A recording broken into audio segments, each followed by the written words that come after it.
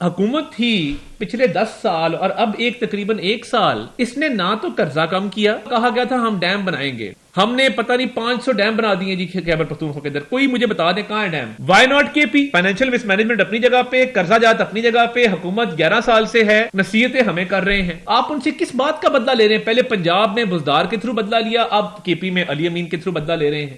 Rescue 1112 کی جو گاڑیاں تھی وہ ہم نے دیکھی دھرنوں کے اندر، کیا یہ گاڑیاں اس لیے دی گئی ہیں کہ یہ آپ دھرنوں میں اور پروٹیسٹ میں چلائیں اور سیاسی ورکروں کو اس پہ چڑھا کے آپ اسلام آباد لے کے آئیں؟ آپ اپنا گھر پہلے ٹھیک کرتے پھر حملہ کر لیتے ہمارے اوپر، ہم حاضر ہیں۔ جو پیسہ ادھر ادھر ہو رہا ہے خیبر پختونخوا کے اندر، لیٹس موو فارورڈ۔ اگلا کیا ہے؟ اگلا ان کا ڈیٹ کرائسس ہے، یعنی قرضہ جات جو ہیں وہ اس مد کے علاوہ ہیں جو فائنینشیل لاس ہے اس کے علاوہ، اب ان کے اندر اس وقت جو اوور آل کے پی کا ڈیٹ برڈن ہے وہ 725 ارب روپے ہے۔ اب دیکھیے جب آپ کا فائنینشیل لاس 152 ارب روپے ہوگا، آپ کا ڈیٹ برڈن جو ہے وہ 725 ارب روپے ہوگا، اور یہ اگر اس کو انہوں نے ایڈریس نہ کیا تو یہ 2555 ارب بن جائے گا 2030 تک۔ تو یہ فائنینشیل مینجمنٹ کی ضرورت ہے، گڈ گورننس کی ضرورت ہے۔ آگے چلتے ہیں۔ اینوئل ڈیٹ سروسنگ، یعنی جو اس قرضے کو واپس کرنے کے لیے یا اس قرضے کو ایڈریس کرنے کے لیے ہر سال پیسے مختص کیے جاتے ہیں، وہ 355 ارب روپے کی ریکوائرمنٹ ہے، جو کہ صوبے کا پورا بجٹ بن جاتا ہے۔ تو یہ جو حکومت تھی پچھلے 10 سال اور اب تقریباً 1 سال اس نے نہ تو قرضہ کم کیا، اور آپ کو یاد ہوگا کہا گیا تھا ہم ڈیم بنائیں گے، ڈیم بنانے والے اور بھی بڑے تھے، میں اس پہ کامنٹ نہیں کرنا چاہتا، جو گزر گیا سو گزر گیا۔ ہم نے پتہ نہیں 500 ڈیم بنا دیے جی خیبر پختونخوا کے اندر، کوئی مجھے بتا دیں کہاں ہے ڈیم؟ آپ نے بجلی کو پیدا کی ہو رن آف دا ریور، کوئی ٹربائن لگائی ہو کہ جی آپ نے بجلی پیدا کی کے پی کے اندر؟ نہیں۔ میں یہ پوچھنا چاہتا ہوں کے پی کے عوام کا کیا قصور ہے؟ محب وطن پاکستانی ہیں، پاکستان کی محبت سے سرشار لوگ ہیں، آپ ان سے کس بات کا بدلہ لے رہے ہیں؟ پہلے پنجاب میں بزدار کے تھرو بدلہ لیا، اب کے پی میں علی امین کے تھرو بدلہ لے رہے ہیں۔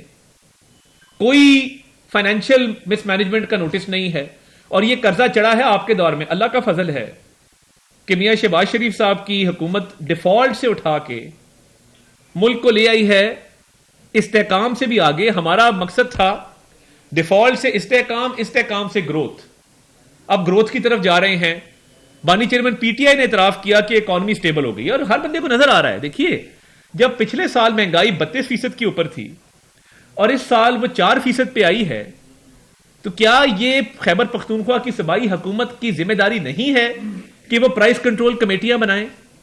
وہ تحصیل لیول پہ، یونین کاؤنسل لیول پہ پرائس کنٹرول میجسٹریٹس اپوائنٹ کریں۔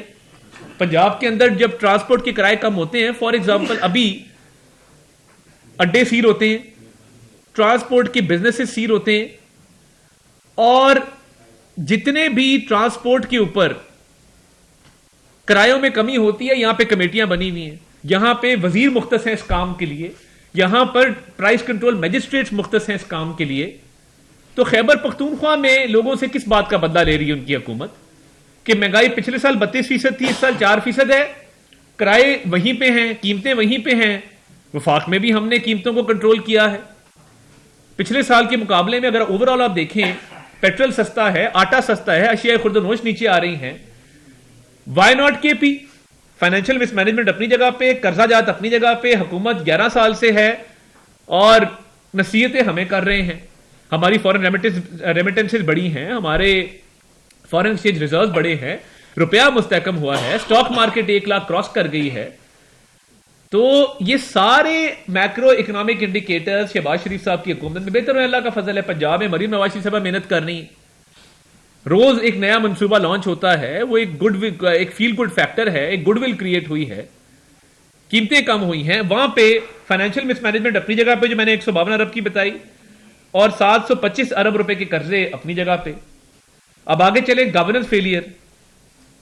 اب انہوں نے کیا یہ کہ انہوں نے کہا کہ ہم نے فائنینشیل تو سٹرکچر تباہ کر دیا ہے۔ اب اس وائٹ پیپر کا جو میں کے پی گورنمنٹ کی پرفارمنس پہ آپ کے سامنے لے کے آیا ہوں، فائنینشیل پارٹ اس کا ختم ہوا، ایجوکیشن کی طرف آ جائے۔ انہوں نے ایک بل لے کے آئے کہ جتنی یونیورسٹیاں ہیں ایچ ای سی سے نکال کے چیف منسٹر کے انڈر کر دی جائے۔ دیکھیے چیف منسٹر اچھا آدمی ہوگا مگر عالم فاضل نہیں ہے, ایکڈیمک نہیں ہے, ان کو ان ڈیپتھ چیزوں کا پتہ نہیں ہے اس طریقے سے, تو ایک سیاسی بندے کے اندر ہم نے تو چیئرمین ایچ ای سی کو ایک اتھارٹی دی ہے, ایک اٹانومی دی ہے کہ وہ ایک پروفیشنل آدمی ہے, اس کا ایک سلیکشن پروسیس ہے, ایکڈیمکس میں سے وائس چانسلر میں سے بہترین آدمی اپوائنٹ ہوتا ہے آ کے.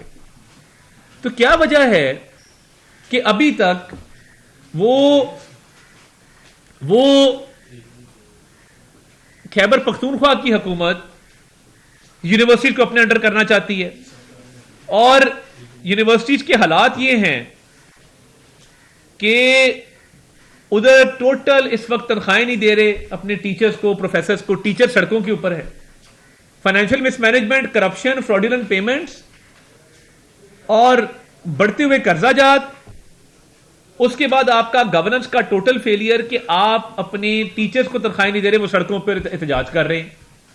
ہماری پارٹی کے اندر بات ہوتی, لوگ کہتے ہیں کہ جی ایک مارچ کیا جائے, کے پی حکومت کے خلاف ایک مارچ کیا جائے, بتایا جائے کہ یار ٹیچروں کی تنخواہیں نہیں جا رہی, کرپشن آپ کر رہے ہیں, مس گورننس آپ کی ہے, اسپتال آپ کے بیٹھ گئے ہیں, یونیورسٹیز آپ کی نہیں چل رہی, اور آپ سارا دن باتیں کرتے ہیں.